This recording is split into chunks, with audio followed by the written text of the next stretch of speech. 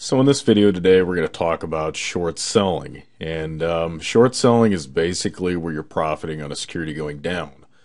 Most people look at the market and they say the only way you can make money is to buy low and sell high. They never think about selling high and buying to cover low. They never really think about short selling. So this video is going to touch topic on that. So I set up a little example here. I've got even numbers from 1535 down to theoretically 1525, which is about a 10-cent move. Basically what this is, borrowing the shares from your broker and returning them back at a lower price. And when you return them back, you also end up buying the shares back at a lower price, and that's basically how you close that position out. As confusing as that sounds, that's pretty much the only way I can word it, but that does actually close you out of the position after that point. So with about 1,000 shares, a move like that, let's take a look at the time frame. So from 1314 roughly to 1415 or 1414, which is about you would make $100 on that. Now nobody really talks about the things that you don't want to have happen when you short. So just like going long, you don't want to have the position go against you. For a short position, basically you wouldn't want to have the position go up. You already probably know that.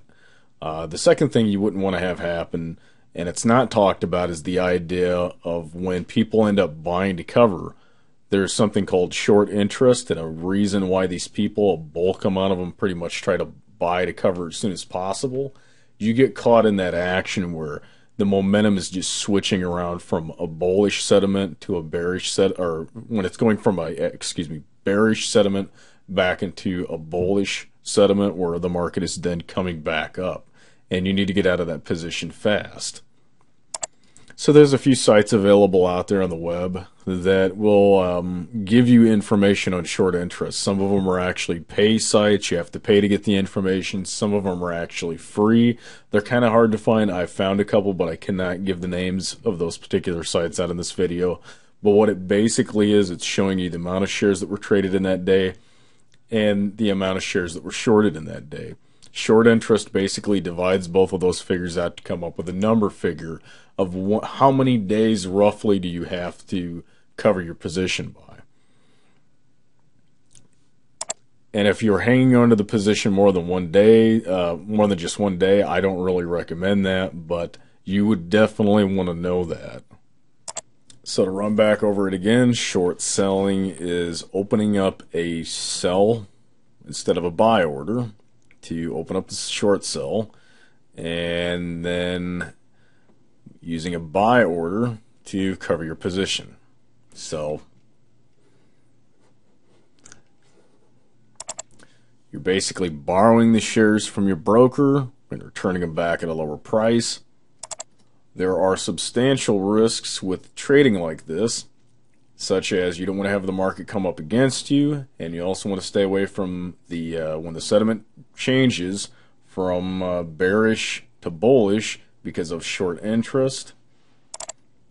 And I guess one more thing before we go. For the most part, most of you I know probably trade with a stop.